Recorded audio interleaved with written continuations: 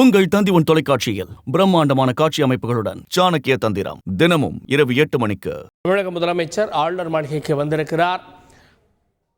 புதிய அமைச்சரவை மாற்றம். இந்த அமைச்சரவை சற்று பெரிதாகவே விரிவாக்கம் செய்யப்பட்டிருக்கிறது. இதற்கு முன்பு 3 முறை நிகழ்ந்திருந்தாலும் கூட இப்போது 6 பேருடைய துறைகள் மாற்றப்பட்டிருக்கிறது.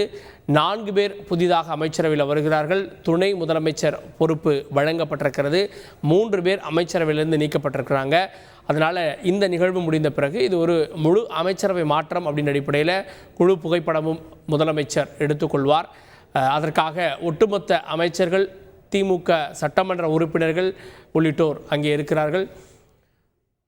இன்னும் சில நிமிடங்களில் தமிழக அமைச்சரவை, அதாவது புதிய அமைச்சர்களுடைய பதவியேற்பு நடக்க இருக்கிறது. நிகழ்வில் பங்கேற்பதற்காக தமிழக முதலமைச்சர், துணை முதலமைச்சர் மற்றும் அமைச்சர்கள் அங்கே கூடியிருக்கிறார்கள்.